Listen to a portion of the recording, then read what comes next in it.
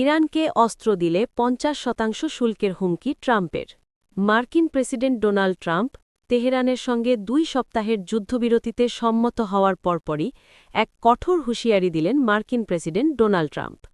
তিনি জানিয়েছেন, যেসব দেশ ইরানকে সামরিক অস্ত্র সরবরাহ করবে, যুক্তরাষ্ট্র সেই দেশগুলো থেকে আমদানি করা পণ্যের ওপর তাৎক্ষণিকভাবে ৫০% শুল্ক আরোপ করবে।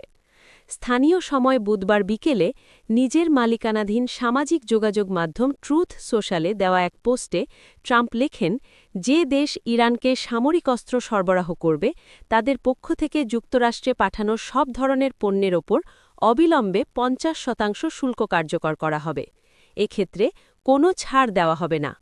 তবে তিনি নির্দিষ্ট কোনো দেশের নাম উল্লেখ করেননি। দীর্ঘদিন ধরেই চীন ও রাশিয়া ইরানকে সামরিক সক্ষমতা বৃদ্ধিতে সহায়তা করে আসছে। বিশেষ করে যুক্তরাষ্ট্র ও ইসরায়েলি চাপ মোকাবিলায় তারা ইরানকে ক্ষেপণাস্ত্র, আকাশ প্রতিরক্ষা ব্যবস্থা এবং দ্বৈত ব্যবহারযোগ্য প্রযুক্তি সরবরাহ করে থাকে। যদিও বেইজিং ও মস্কো সাম্প্রতিক সময়ে কোনো অস্ত্র সরবরাহের কথা অস্বীকার করেছে।